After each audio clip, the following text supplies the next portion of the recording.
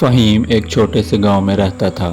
اس کے والدین کا انتقال ہو چکا تھا اور وہ تنہا زندگی گزار رہا تھا۔ گاؤں میں کوئی روزگار نہ ملنے کی وجہ سے وہ شدید مشکلات کا شکار تھا۔ ایک دن فہیم نے گاؤں کے جاگیردار سے اپنے روزگار کام شروع کرنے کے لیے 50,000 کا قرض لیا، مگر بدقسمتی سے وہ قرض واپس نہ کر سکا۔ قرض واپس نہ کرنے پر جاگیردار نے فہیم کو اپنی غیر آباد حویلی میں قید کر دیا۔ وہاں دن بھر فہیم سے مشقت کروائی جاتی۔ یہ حویلی بہت پرانی تھی اور یہاں صرف جاگیردار کے دوست کبھی کبھار آتے تھے۔ جب یہ بات فہیم کے دوست بلال کو پتہ چلی، جو اس کے بچپن کا ساتھی تھا، فیصلہ کیا کہ وہ اپنے دوست کو اس قید سے آزاد کروا کر رہے گا۔ بلال جانتا تھا کہ یہ کام آسان نہیں ہوگا، مگر اس نے اپنے دوست کو قید میں مرنے نہیں دینا تھا۔ بلال نے اپنے دوستوں کو جمع کیا اور ایک منصوبہ بنایا۔ بلال جاگیردار کے ڈرائیور کو جانتا تھا اور اس نے اس سے مدد کی درخواست کی۔ خوش قسمتی سے ڈرائیور بھی جاگیردار کے ظلم سے تنگ آ چکا تھا اور مدد کرنے کے لیے تیار ہو گیا۔ ڈرائیور نے بلال کو بتایا، فہیم کو حویلی کے پیچھے والے کمرے میں رکھا گیا ہے۔ یہاں گارڈز کی شفٹیں دن رات بدلتی رہتی ہیں۔ دن کی شفٹ میں 4 گارڈ ہوتے ہیں اور رات کی شفٹ میں 2۔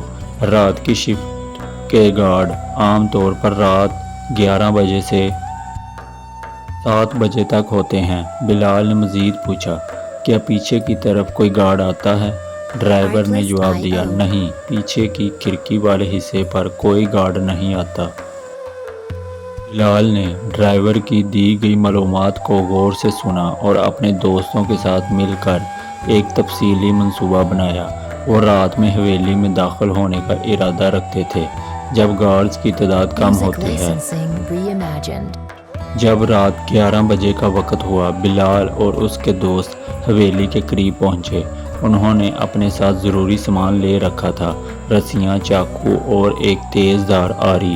انہوں نے حویلی کے پیچھے والی دیوار کے پاس پہنچ کر کھڑکی کا جائزہ لیا۔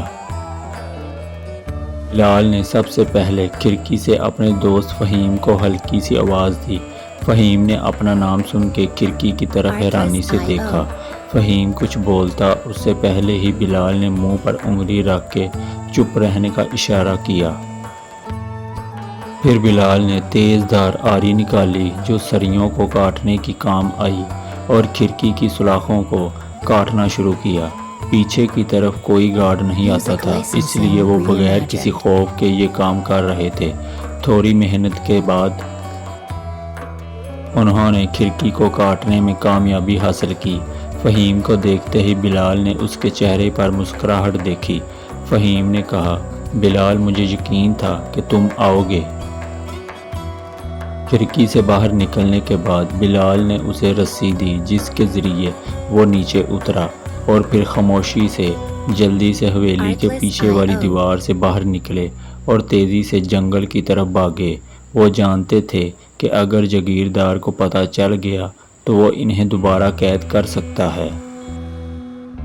جب وہ محفوظ مقام پر پہنچے، فہیم نے اپنے دوستوں کو گلے لگایا اور کہا، تم سب نے میری زندگی بچا لی، میں ہمیشہ کے لیے شکر گزار رہوں گا۔ بلال نے مسکراتے ہوئے کہا، دوستی میں کچھ بھی ممکن ہے، ہم تمہیں کبھی نہیں چھوڑیں گے۔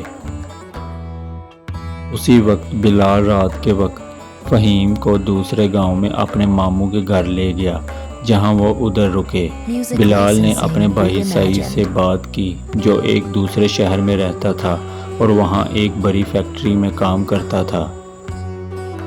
سعید نے فہیم کے لیے فیکٹری میں نوکری کا بندوبست کر دیا۔ فہیم شہر پہنچا اور سعید نے اس کا استقبال کیا۔ سعید نے فہیم کو فیکٹری میں کام سکھایا اور اسے رہنے کے لیے فیکٹری میں ہی ایک چھوٹا سا کمرہ دلوا دیا۔ فیکٹریوں کا کام سخت تھا مگر فہیم نے محنت کی اور لگن سے کام کیا۔ سعید نے فہیم کی محنت اور لگن دیکھتے ہوئے فہیم کو پرائیویٹ تعلیم جاری رکھنے کا بھی مشورہ دیا تاکہ تعلیم کے حساب سے ترقی ہو۔ فیکٹری میں فہیم کی زندگی میں پہلی بار ایک سکون آیا تھا۔ وہ فیکٹری میں دن بھر محنت کرتا اور رات کو اپنے کمرے میں آرام کے ساتھ ساتھ پڑھائی بھی کرتا۔ اس نے اپنی نئی زندگی میں بہتری لانے کی کوشش جاری رکھی۔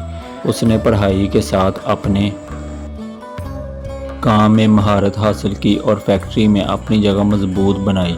فہیم نے اتنے پیسے جمع کر لیے تھے کہ جب بھی کبھی وہ واپس گاؤں جائے گا تو وہ اپنا قرض بھی جاگیردار کو واپس کر دے گا۔